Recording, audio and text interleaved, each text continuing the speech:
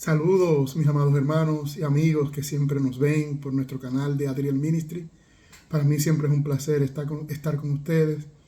Un honor siempre de llevarle algunos estudios bíblicos para crecer en el conocimiento de la palabra.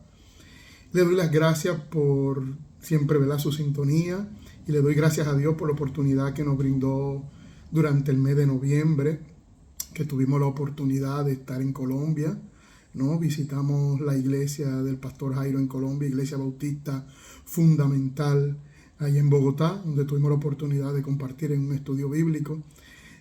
También tuvimos la oportunidad de ir a República Dominicana para la época de Acción de Gracias, y allá compartimos la palabra, ¿no? Pudimos predicar en la iglesia bautista misionera Única Vía del pastor Orlando Florentino, ¿no? A quien le enviamos también un hermoso saludo y un abrazo.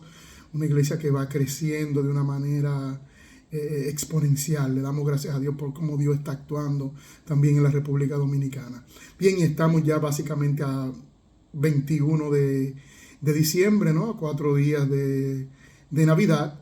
Mis amados hermanos, sé que es un tema a veces controversial, ¿no? Y hay algunos hermanos que no celebran la Navidad y otros sí la celebran.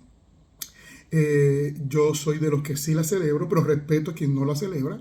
Entendemos que sí, que tiene vamos a ponerle así, una base que no es 100% cristiana, sino comenzó con una celebración pagana. Pero Constantino, ¿no?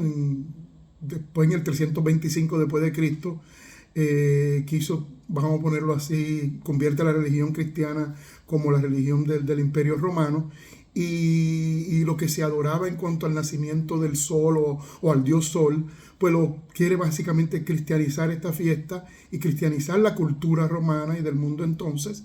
Y entonces se le da como que el nacimiento de Jesús fue en diciembre, el 25 de diciembre, lo cual no es correcto. La Biblia no nos dice en ningún lugar que el Señor Jesús nació en diciembre.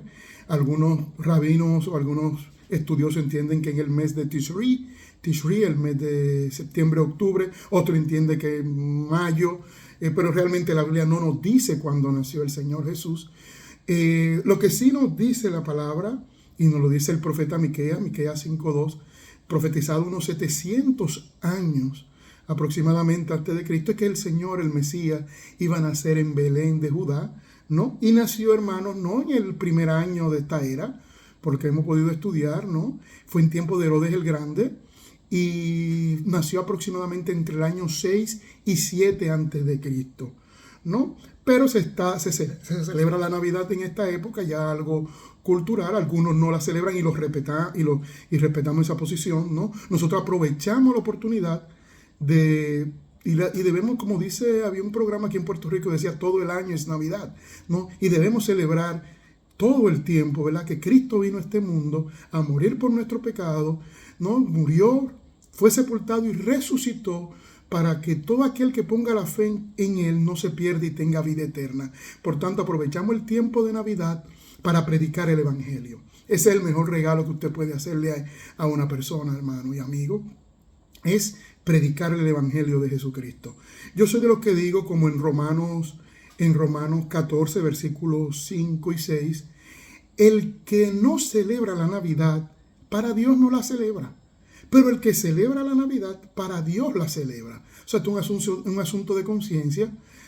Como le digo, no es algo fundamental en la fe, como la creencia de que Cristo es Dios, la Trinidad, que la salvación es por gracia, por medio de la fe. O sea, no es un pilar en cuanto a las doctrinas básicas del cristianismo. Simplemente es algo de conciencia y algo opcional, y hay que respetarlo. Yo celebro la Navidad y amo predicar el Evangelio durante todo el año. Voy rapidito a darles, hablando del nacimiento de Jesús, como le dije, que nace en época de Herodes, ¿no? Herodes el Grande, el cual estuvo del 37 al 4 antes de Cristo. Pues Cristo nace como del 6 al 7 antes de la era cristiana, ¿no? Y voy a hablarle, el Señor Jesús vino, ¿verdad? Como bien lo identifica Juan el Bautista, ese niño así como vino, ese niño indefenso, vamos a ponerlo así, como el sirviente de Yahvé, el sirviente de Jehová, también como se dice en Isaías 53. Y vino, como lo identifica Juan el Bautista, como el Cordero de Dios que quita el pecado del mundo.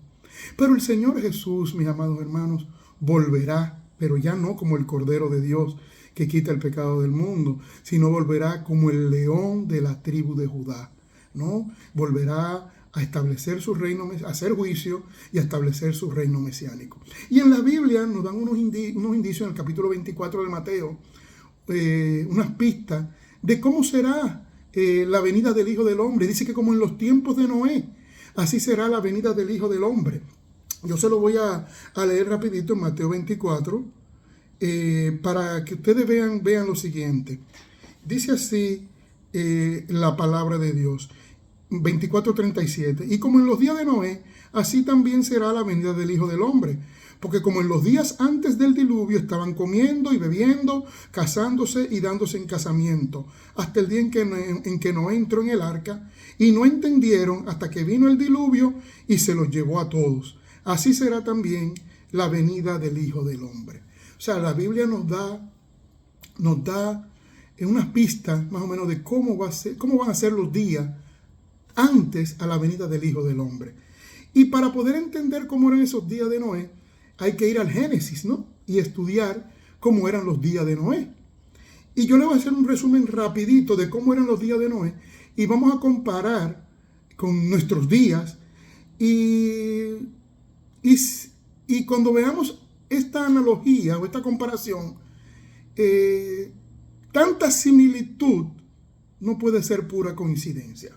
Vamos a ver qué pasaba en los tiempos de Noé, antes del diluvio.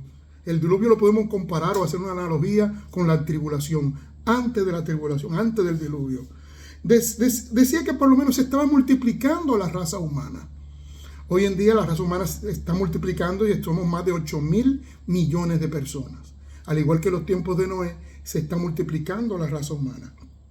En los tiempos de Noé había una perversión de la genética, del ADN, con esta interacción de los ángeles caídos con las mujeres humanas, como usted lo puede ver en Génesis 6, ¿no? Y como también lo reafirma bien claro en el libro de Judas, ¿no? El medio hermano del Señor Jesús, en el libro de Judas, que es un libro antes de Apocalipsis, si quiere lo puede estudiar más adelante. Son similitudes que ahora mismo también los seres humanos estamos jugando a ser dioses, haciendo cambios y queriendo alterar el ADN humano. ¿Qué pasaba también en los tiempos de Noé?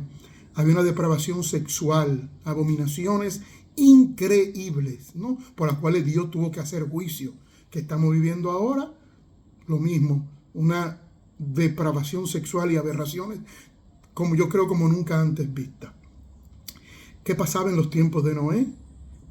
Había una paciencia de Dios al extremo. Al igual que ahora, el Señor es lento para la ira y grande en misericordia. Hay una paciencia del Señor al extremo, porque Él no quiere que nadie se pierda, sino que todos vengan al arrepentimiento. El Espíritu Santo interviniendo, como intervino en aquel tiempo, ¿no? ¿Y qué pasó también? Enoc fue arrebatado.